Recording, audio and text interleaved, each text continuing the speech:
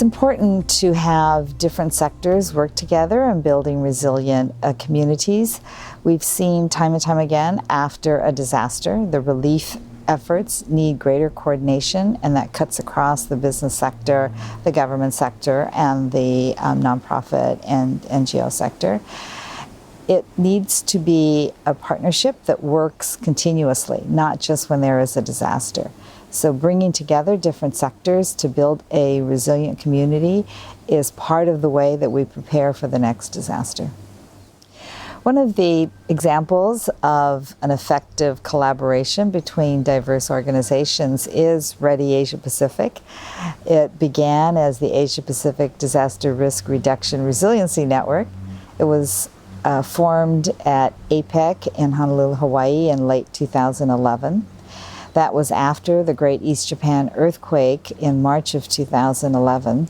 And it brought together a unique multi-sector group of organizations and entities, the U.S. Chamber of Commerce with the private sector, the philanthropic sector with the Ford Foundation and the Rockefeller Foundation, nonprofit organizations like the U.S. Japan Council, and several federal agencies, including NOAA, FEMA, and others that were involved in disaster management and recovery. It was 3 years ago. And we continue to work together, launching now the new name R3ADY Asia-Pacific. And we have a chance to work with countries like Japan, but also work in various parts of the Asia-Pacific region, Indonesia, the Philippines. And we have found that by working together, there are many resources that we can share with each other, but most importantly, that we can collectively contribute to the resiliency of a community. One of the key recommendations, I believe, for sustaining partnerships and networks is the involvement and inclusion of the private sector. So R3ADY Asia-Pacific has benefited tremendously from having the U.S. Chamber of Commerce as a member. We have benefited from individual companies that are contributing, like Chevron. We also need the philanthropic sector to be a part of working together, understanding who's doing work in the region.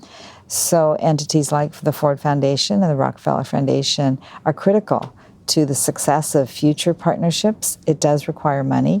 It also requires people being able to get to know each other. And so when a disaster happens, that's not the time when we're trying to figure out who's out there, but that we know who's there, who we can call on, and be able to move into action very quickly. One of the lessons from the Great East Japan earthquake and Operation Tomodachi was the fact that the U.S. military and Japan Self-Defense Forces had trained together, worked together.